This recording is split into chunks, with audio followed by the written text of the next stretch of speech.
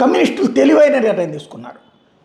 ద్రవిడ Munnetra Kazhagam DMK కూటమిలోనే కొనసాగాలని, విజయ్కి మద్దతు ఇవ్వకూడదు అన్నట్టు. ఇది తెలివైన నిర్ణయం అని ఎందుకన్నానంటే, కాంగ్రెస్ పార్టీ కంటే సరే ఇంకా అప్పుడు కేరళలో అధికారంలో ఉంది, హిమాచల్లో అధికారంలో ఉంది, తెలంగాణలో అధికారంలో ఉంది, కర్ణాటకలో అధికారంలో ఉంది, ఒక జార్ఖండ్ లాంటి చోట్ల ప్రభుత్వంలో భాగస్వామిగా ఉంది. ఇట్లా ఉన్నది. కమ్యూనిస్టులు ఇప్పుడు ఎక్కడా లేరు దేశంలో. త్రిపుర అయిపోయింది, బెంగాల్ అయిపోయింది, ఇప్పుడు కేరళ అయిపోయింది. నమ్మినటువంటి పక్షాలతో తోడు ఉండటం అన్నటువంటి ఆస్పెక్ట్ ఒకటి ఇక్కడ. అదే సందర్భంలో రెండవ కోణం ఉంది. ఇప్పుడు ఆ లెక్కనైతే తెలంగాణలో కాంగ్రెస్తో కూటమిలో ఉన్నారు, ఇప్పుడు అక్కడ డిఎంకేతో ఉంటున్నారు. కాంగ్రెస్ బయటకు వచ్చేసినాకు. ఎందుకంటే ఒక సీట్ వచ్చినా, 2 సీట్లు వచ్చినా, 4 సీట్లు వచ్చినా ఇవాళ వాళ్ళు కాపాడుకోవాలి, కొన్ని సాధించుకోవాలి. ఇప్పుడు ఎమ్మెల్సీలు రేపు పొద్దున వస్తాయి అక్కడ తమిళనాడులో 70 దాకా వచ్చినాయి కదా డిఎంకేకి. కాబట్టి ఓ 2-3 ఎమ్మెల్సీలు వాళ్ళకు కూడా అవకాశాలు వస్తాయి.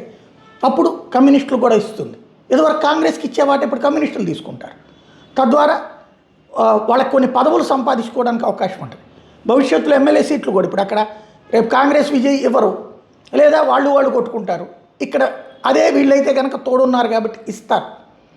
ఓవరాల్గా కమ్యూనిస్ట్ నాయకులు ఎవరో కానీ తమిళనాడు విషయంలో మంచి నిర్ణయం తీసుకున్నారు.